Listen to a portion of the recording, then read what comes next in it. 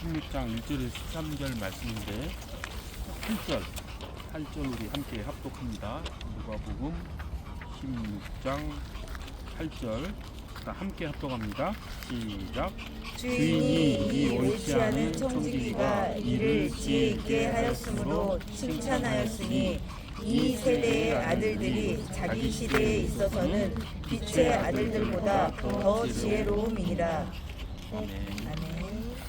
오늘 이 본문 말씀은 신약 성경에 있어서 가장 이해하기 어려운 그런 말씀입니다. 어떤 점에서 그러냐면 이 내용을 들여다보면 이 청지기가 한 일이 칭찬할 만한 일이 아닌데 칭찬하고 있다라고 하는 것, 그것이 이해되지 않죠. 그래서 그 내용을 좀 들여다보면 어떤 내용이냐면 1절에서부터 살펴보는 내용을 보면 어떤 청지기가 있었는데 이 청지기가 자기 맡은 일을 소홀히 합니다. 주인의 재산을 낭비하고 멋대로 허비해버리죠. 그 소문을 들은 주인이 그 청지기를 불러 해고해버리죠. 당연히 주인으로서 그렇게 해야 되는 당연한 처사였겠지요. 그랬더니 이 청지기가 속으로 생각하기를, 이제 내가 나이도 들어서 땅을 파서 일하기도 힘들고 그렇다고 구걸하기도 창피하니 내가 어떻게 해야 앞으로 살아갈 수 있을까 라고 고민을 한 끝에 옳지 이렇게 해야지 라고 한 일이 무엇이냐면 그 주인에게 빚을 진 사람들, 당시 고대 사회는 거의 대부분 일반 평범한 사람들, 서민들은 다 이렇게 빚을 지고 있는 경우가 일반적이었어요. 특별한 그 빚을 지고 있는 사람들이 아니라 대개 사람들은 다 빚을 지며 삽니다.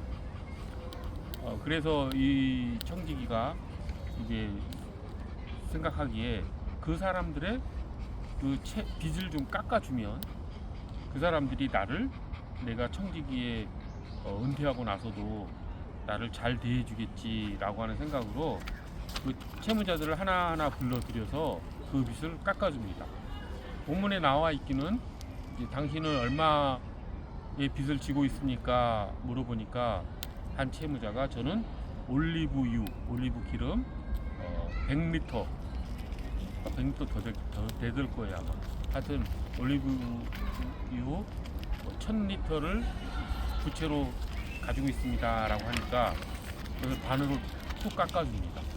그리고 또 다른 채무자를 불러서 당신은 얼마만큼의 빚을 지고 있습니까 라고 하니까 저는 밀 100섬을 지고 있습니다. 그 사람에게는 이제 밀 80석으로 깎아주죠. 근데 이것을 그 주인이 당연히 캐치를 하죠. 그래서 부릅니다. 너는 어째서 이제 너 마음대로 부채를 깎아주느냐라고 하는 그런 추궁이 들어올 줄 알았는데 웬걸 그 주인이 어떻게 합니까? 오늘 우리가 본문 합독한 것처럼 이 청지기가 내가 지혜 있게 일을 하였으므로 칭찬하였다라고 되어 있습니다. 근데 이 청지기는 두 가지 면에서 아주 옳지 않은 일을 했지요. 첫 번째는 주인의 그 재산을 멋대로 허비해버린 그런 잘못을 첫 번째 저질렀고, 두 번째는 자기가 그 청지기 그 일을 이제 해고당하고 난 후에 이것을 어떻게 자기가 살아갈 것이냐라고 하는 그 생각 속에서 주인의 허락도 없이 그냥 부채를 깎아준 이 두 가지 일을 잘못을 했는데, 우리가 아무리 상식적으로 합리적으로 생각을 해보더라도 이 청지기가 한 일이 칭찬받을 일이 아닌데 칭찬했다라고 되어 있죠. 그러니까 이 본문을 가지고 이제 신약 성경이 쓰여진 지 2000년이 이제 거의 돼가는데, 2000년이 좀 안 됐지만 많은 그 이제 성경을 보는 사람들이 이것을 어떻게 이해할 것이냐라고 하는 것에 대해서 고민도 많이 하고 나름대로 다 이렇게 이해해야 된다라고 주장하는 사람도 있고 많이 그랬죠. 풀리지 않은 그런 비유라고 할 수 있습니다. 거기에다 더해서 예수님께서 이 비유 얘기를 제자들에게 해주신 건데, 예수님께서는 또 어떻게까지 얘기하시냐면은 9절에 보면 내가 너희에게 말하노니 불의의 제물로 친구를 사귀라. 그리하면 그 제물이 없어질 때 그들이 너희를 영주할 처소로 영접하리라. 이렇게까지 예수님이 또 말씀을 하세요. 불의한 제물로 친구를 사귀라? 이 말도 언뜻 우리가 받아들이기 어렵죠. 만약에 우리 태희가 불법 도박 인터넷장을 개장을 해가지고 돈을 한 1조를 벌었어. 그러면 그 돈으로 친구를 사귀면 그 돈을 사람들이 받고 우리 태희를 영주할 처소에서 한다라는 그런 말씀인가? 이렇게 받아들이기 쉽잖아요. 그런 말씀인가? 이렇게 예수님이 어떻게 이런 말씀을 하시지? 이게 되게 난해하다고 할 수 있는 그런 내용인데, 이제 우리가 성경을 해석하는 데 있어서 제1원칙이 뭐냐면, 예수님을 우리가 깊이 알아가면 알아갈수록 예수님은 결코 허튼 소리를 하실 분이 아니다라고 하는 거예요. 진리를 말씀하시는 분이고, 우리가 생각하기에 예수님의 말씀이 난센스인 것 같지만 그 깊은 이면을 들여다보면 예수님이 그렇게 말씀하신 그 이유가 반드시 존재한다. 우리의 상식과 어긋나는 말씀을 하시더라도 우리의 가치관, 우리의 세계관을 바꾸면 예수님이 어떤 측면에서 그런 말씀을 하셨는지를 이해하게 되는 경우가 많이 있어요. 오늘 본문도 그런 차원에서 결국은 이해에 들어가야 되는데, 먼저는 이 본문을 이해하기 가장 쉬운 방법을 먼저 제시를 하면 이런 거죠. 어떤 거냐면, 이게 번역상에 좀 과한 번역으로 인해서 이 본문 내용이 상식에 어긋나는 것처럼 들리게 되었다라고 하는 점. 그러니까 번역이 좀 잘못됐다라고 하는 측면을 우리가 들여다볼 수 있어요. 무슨 얘기냐면, 이제 주인이 청지기가 네가 하는 일을 지혜롭게 잘 처리하였다라고 얘기를 했는데, 지혜롭다는 말의 어원이 지혜롭다라는 긍정적 해석도 가능하지만 약간 부정적으로 해석을 하면은, 번역을 하면 영악하다 라는 게 해석할 수도 있어요. 영어도 해석을 한 것을 보면 wise니 이런 긍정적 지혜롭다라는 단어를 쓴 게 아니라 슈루드란 단어를 써요. 나는 그게 더 오히려 맞는 해석인 것 같아요. 그러니까 슈루드 그러면은 약간 영리한, 영악한, 꾀가 많은 이 정도의 뜻이죠. 근데 그렇게 바라보면 이 8절의 내용이 그렇게 이해 못할 바는 아니죠. 왜냐하면 네가 지금 주인이 말하기를 일을 아주 영악하게 영리하게 처리해서 너 알가림을 했구나 라는 정도의 칭찬이기 때문에 그렇게 어렵지 않게 이해할 수 있습니다. 그리고 나서 그 뒷이야기도 이해하기 쉽죠. 그 이세의 아들들이 자기 시대에 있어서는 빛의 아들들보다 더 지혜로움이니라. 그래서 이 세대의 아들들은, 이 시대의 아들들은 믿지 않은 사람들. 지금 이 비유 말씀을 예수님께서 제자들에게 해주고 있는데, 그 제자 무리에 들어오지 않는 사람들을 이 시대의 아들들이라고 얘기를 했죠. 그러니까 이 시대의 아들들, 즉 청지기와 같은 사람들은 자기 앞날을 위해서 이렇게 영악하게 영리하게 대비를 하는데, 빛의 아들들인 너희들은 과연 얼마나 앞일, 즉 하나님 나라, 즉 천국에 대해서 대비를 하며 살아가느냐라고 하는 그런 말씀으로 우리가 쉽게 이해할 수가 있지요. 그 정도 선이 가장 우리 상식적으로, 합리적으로 생각했을 때 이 본문을 이해할 수 있는 가장 쉬운 방법입니다. 그런데 이 본문을 조금 더 깊이 들여다보면 예수님께서 이렇게 비유를 드신 것에는 조금 더 깊은 차원의 말씀이 있다라고 하는 것을 우리가 들여다보면 좋은데, 그 내용이 무엇이냐면 이 주인의 행동이 또 우리들의 상식과 우리들의 합리적 사고에 어울리지 않은 그런 행동을 했다라는 것을 우리가 볼 수 있어야 돼요. 어떤 측면에서 이 주인이 상식적이지 않은 행동을 하냐면, 첫 번째, 이 청지기가 이 주인의 재물을, 일을 멋대로 처리한 것을 보고 어떻게 합니까? 이 주인이 처벌을 안 하죠. 고소도 안 하고 재판에 넘기지도 않고 손해배상을 청구하지도 않아요. 그냥 해고만 하죠. 우리가 거기서 바라볼 수 있는 건 무엇이냐면, 이 주인이 되게 관대한 사람이다. 잘못을 지금 바로 잡고 그 직에서 물러나기까지 하는 것은 어쩔 수 없는 일이죠. 계속 그 일을 하게 하는 것은 전 도저히 묵과할 수 없는 일이니 그 사람을 해고한 것은 이해가 되지만, 보통의 상식으로는 이런 경우 재판에 넘깁니다. 당시 고대 사회에도 그 정도의 재판 제도는 있었죠. 근데 그렇지 않고 그냥 해고만 하죠. 그 다음에 두 번째, 이 주인이 이 또 멋대로 부채를 깎아준 이것을 보고도 칭찬했다라고 하는 것, 그것도 상식적이지 않은 그런 주인의 처사죠.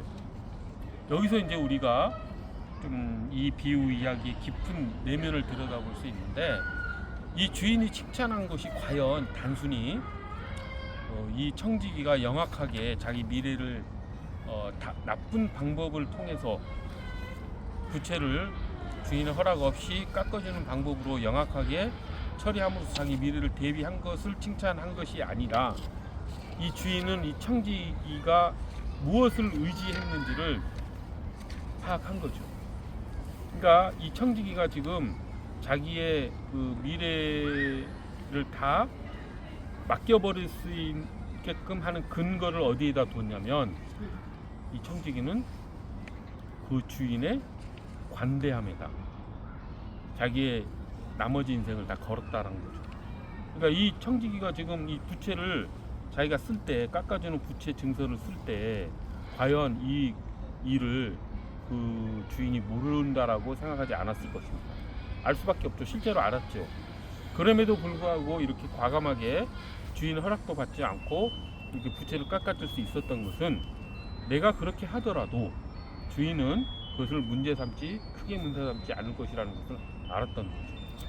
그리고 고대 사회에서 이렇게 부채라고 하는 것을 아까도 말씀했지만 일반적인 일이었고, 그리고 그 부채 가격 안에, 그러니까 부채 액수 안에는 그 이자 같은 거, 그 다음에 이 청지기가 또 그 부채에서 일정 정도의 그 자기 이익분이 들어가 있어요. 그러니까 실제는 한 50마를 부채로 지면은 이 청지기 지위에 있는 사람들은 그 증서를 원래 써줄 때 자기 목도 집어넣어서 그를 부풀리죠.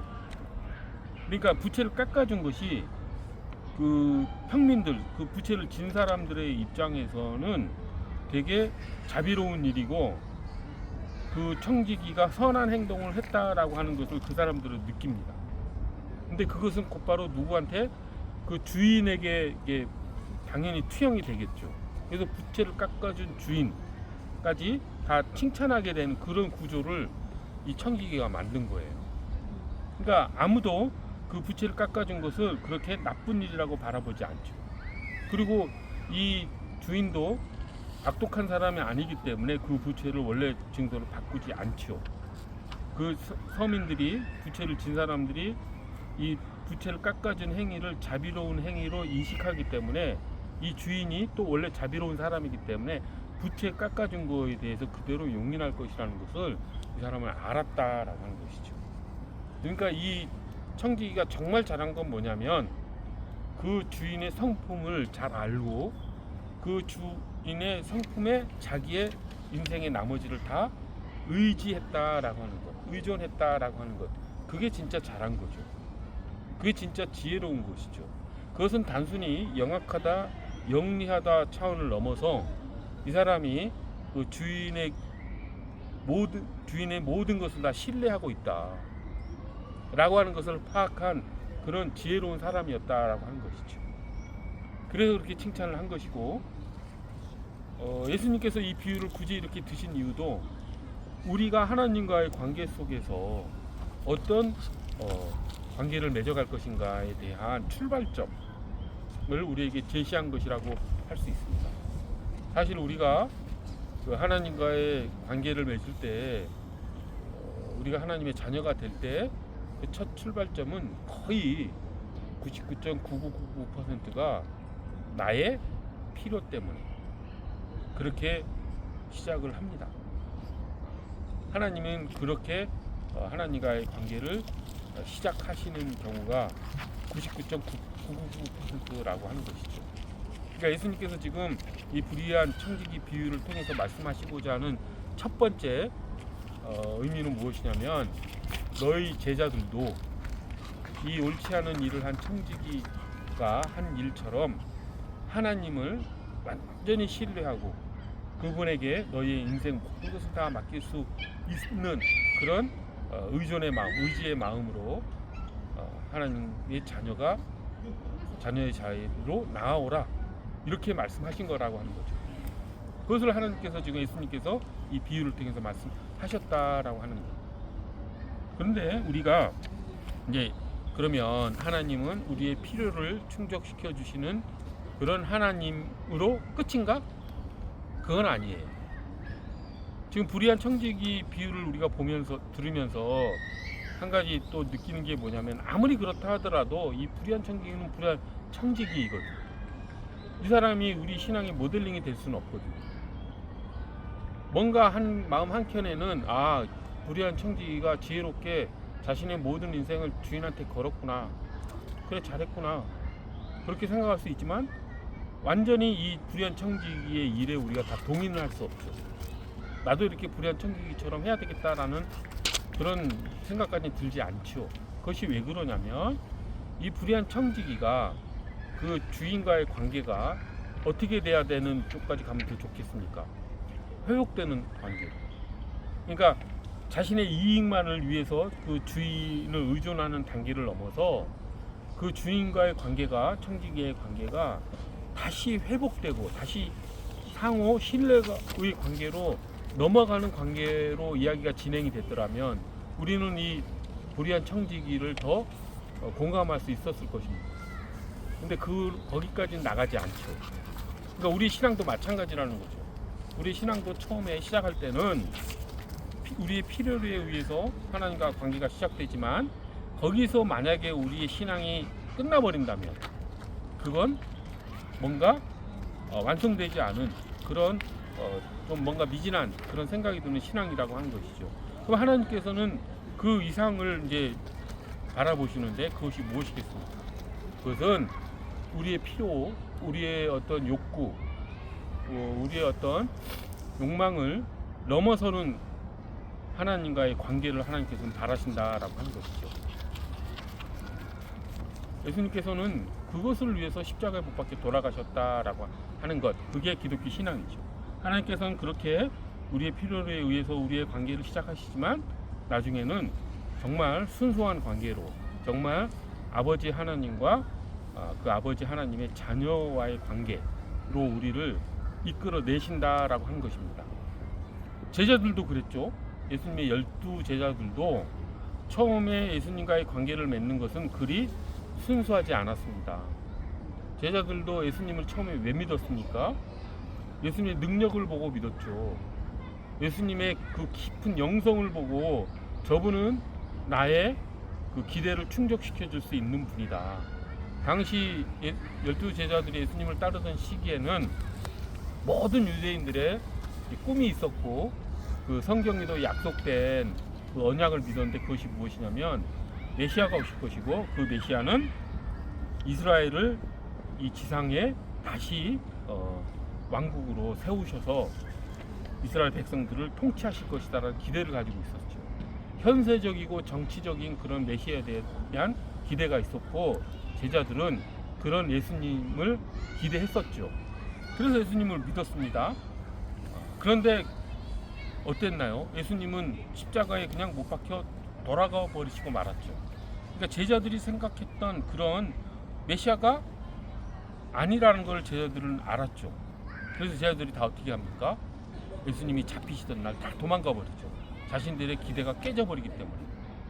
처음에 예수님을 만난 건 예수님께서 자신들의 어떤 욕망을 충족시켜 줄 수 있는 분이라고 생각하고 만났는데, 예수님의 그 이후의 행보를 보면 예수님은 그냥 로마 권력의 또 대제사장들의 음모에 무릎 꿇고 죽음의 자리로 나아가 버리는 그런 힘없는 그런 모습을 보이자 다 도망가 버린 거죠.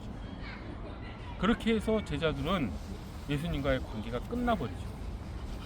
그러니까 불의한 청지기와 같은 행동을 하는 것으로 신앙을 유지를 하면 결국 어떻게 된다? 나의 기대와 나의 욕구가 막혔을 때 하나님과의 우리의 관계는 끊어진다라고 하는 것 제자들이 그대로 보여주죠. 근데 하나님께서는 거기에서 우리 신앙을 멈추게 하시는 것이 아니라 거기에서부터 출발을 해서 예수님과 제자들의 관계가 다시 어떻게 됩니까? 예수님의 12제자들은 한결같은 점이 하나 있었죠. 사도 요한만 빼놓고 나머지 10제자, 가룟 유다 빼놓고 나머지 10제자들이 어떻게 됩니까? 다 순교의 자리까지 가죠. 다 자기 목숨을 바치고 예수님의 제자로서의 사명을 다 감당을 합니다. 그렇게 될 수 있었던 힘이, 능력이 어디에서 나왔을까요?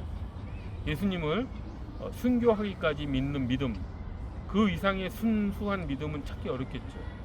그러면 그렇게 처음 시작했던 그 자신의 필요를 충족시켜주는 메시아라는 기대에서 출발한 것이 결국은 어디까지 나아갔다? 순교의 자리까지 나아갔다. 그걸 누가 하셨다? 예수님께서 해내셨다라고 하는 것이죠. 그러니까 우리의 신앙도 그렇게 이끌어 가신다라고 하는 것. 우리는 지금 하나님께 우리의 필요와 우리의 욕구를 다 말씀드리고 그것을 하나님께 들어달라고 얘기할 수 있습니다. 하나님께서 들어주시기도 합니다. 하지만 들어주시 않을 때도 있죠. 그때는 어떤 자리냐면 하나님께서 우리의 기도를 들어주시지 않을 때, 침묵하실 때, 그때가 우리의 뜻이 하나님께 맞춰주는 때다. 하나님께서는 그것을 위해서 우리를 때로는 우리의 기대가 충족시켜지지 않는 자리로 우리를 이끄신다라고 하는 것. 그런 자리들을 통해서 우리는 하나님의 자녀로서 익어간다라고 하는 거죠. 오늘 불의한 청지기 비유에서 예수님께서 상식적으로 이해되지 않은 말씀을 하신 그 이면에 어떤 그 기독교 신앙의 본질이 들어있는지 우리가 살펴봤습니다. 우리도 앞으로 신앙생활 해 나가면서 그 하나님의 그 깊은 뜻을 알아가고 경험해가고 그럼으로써 더욱 하나님의 자녀로서 우리 성품과 품성이 다듬어져 나가는 하나님의 자녀로서 하나님과 아버지 하나님과 순수한 관계로서 만나는 그 자리까지 우리가 변화되어 나가기를 간절히 바랍니다. 기도하겠습니다.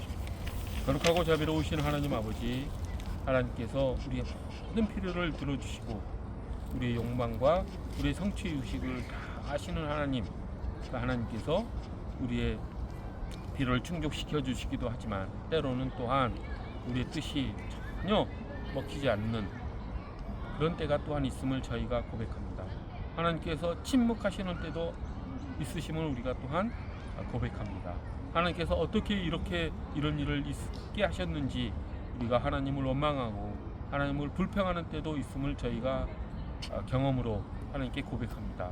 하지만 그 시간들이 하나님께서 우리를 더 좋은 자리로 협력하여 선을 이루는 자리로 인도하시는 것임을 저희가 믿음으로 바라보며 나갈 수 있도록 저희를 이끌어 주시옵소서. 아멘. 하나님의 자녀로서 순전한 하나님의 아버지 하나님을 믿는 그런 관계로 우리가 성숙되어지기를 간절히 바라오며 여신 예수 그리스도 이름 받들어 기도드립니다. 우리 주님께서 가르쳐주신 기도 드립니다. 하늘에 계신 우리 아버지시여, 이름이 거룩히 여김을 받으시오며 나라가 임하옵시며 뜻이 하늘에서 이루어진 것 같이 땅에서도 이루어지이다.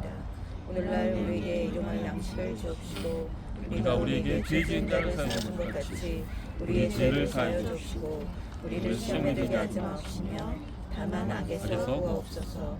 대개 나라와 권세와 영광이 아버지께 영원히 싸움나이다. 아멘. 예배를 마칩니다. 깜짝이야. 얘도 꼭